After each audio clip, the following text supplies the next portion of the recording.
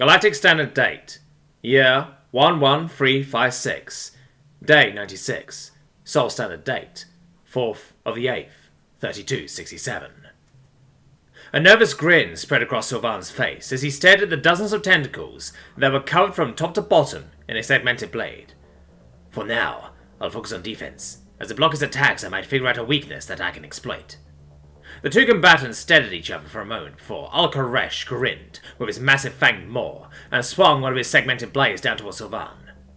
Seeing the weapon coming in, he braced himself by anchoring his body with solid veil energy and crossing his sword into the path of Al-Koresh's own. A couple of seconds later, the blades collided, and Sylvan's body shook violently from the force.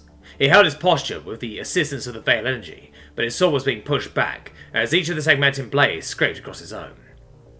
Sylvan let out a bestial roar and pushed with everything he had. Sparks flew as he pushed with all his might. He was shunting more and more fuel into the veil fire that he coated his blade with. The veil fire burned even hotter, until it was hot enough to scorch even the golden armaments of the High Priest. Al-Koresh pulled the blade back and eyed his condition. The segments had been scorched black across the edge, and some parts were even cracked or slapped from the extreme heat.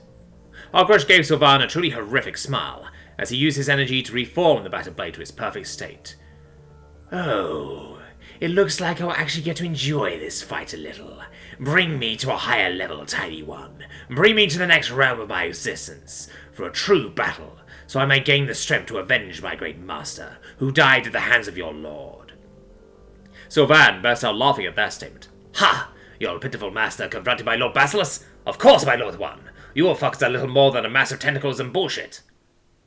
Al-Koresh's smile faded, and a dark look crossed his features. His dozens of eyes all narrowed, and his needle-like fangs were bared. "You go too far. After I kill you, I'll have you revived in our homeland, so that my brothers and sisters may take their time torturing you." Al-Koresh swung over a dozen of the blades at the same time, all aiming for a slightly different spot. Sylvan grit his teeth and tried to focus completely on the incoming weapons. He shrunk his sword to the point that it was only a few feet long and gripped it tightly. He then shunted a ton of energy to his legs and leapt towards one of the blades. Fire spread out behind him as he rocketed forward, and the shock from his jump sent a shock through space that looked like he'd just thrown a rock into water. He was aiming for the break in the segments, in the hope that he could use that as a weak point and slash through the tentacle that held the blade itself. Al-Koresh saw his jump and corrected the angle of his attack, so that a few of them would still likely reach him.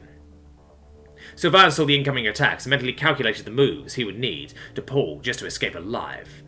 The first two were coming from the sides. They would hit before he could reach the blade he was attacking, so he tried to focus on the perfect timing. Just before they got near enough to hit him, he charged an energy slash and flung to one of the blades. Naturally, it wasn't powerful enough to stop the attack itself, but it was able to break the timing enough for him to swerve out of the way of the first blade. The second came head-on a second later, while the first was still passing beneath him. He slammed his sword down onto the one below him, and used the force on the hit to propel his body past the one coming head-on. He shunted himself towards the gap in the blade he'd been aiming for originally, and set as much energy as he could into his sword to fan the flames of the veil fire, as he grew his blade to a size that would be able to cut through the thick tentacle of Al-Koresh. He slammed into the gap between segments, and the heat quickly started to melt through the weak point of the segmented blade. It only took a couple of seconds before he was able to cut through the weak point and start destroying the limb. He swung his blade through the Azerian's flesh and severed the limb, only to see that Al-Koresh had planned for that. A few hundred feet away, another blade was heading straight for him. He quickly checked behind and saw that several more were coming from behind. He quickly decided that there was no escaping this one without damage the normal way. He chuckled and thought, "Guess I'll have to unveil that strategy early and hope for the best." While he was condensing energy into his sword and the veil, he had thought of several strategies to deal with the behemoths. This one was only possible due to his small size, and he had wanted to keep it under wraps until a decisive moment. He set himself up to block the one from the front while leaving his back wide open. The massive segmented blade slammed into his own, and sparked brightly as it flung him towards the other blades. He created a rift behind himself and shrunk his sword. He flew through the rift and immediately closed it, before making a new one, as he tried to spawn over Al-Koresh's head. The momentum from being flung by Al-Koresh himself served to catapult him through the rift, over Al-Koresh, giving the Azerian little time to prepare. As soon as Sylvan passed through the rift, he grew his sword back to his massive size, and swung with all his might. He was off on the placement of his rift, so he only caught the side of the massive Azerian, but the sword still dug deep enough to draw blood from the massive creature. Sylvan then brought forth his favourite veilfire, and scorched Al-Koresh's side. Al-Koresh screeched and threw his body to the side, while swinging 6 of his blades at Sylvan, who was too close to properly avoid them or rift away. Before they could hit, A blinding flash erupted on the other side of Akaresh as the nukes fired by Tul Mali finally made contact with the distracted Azarian.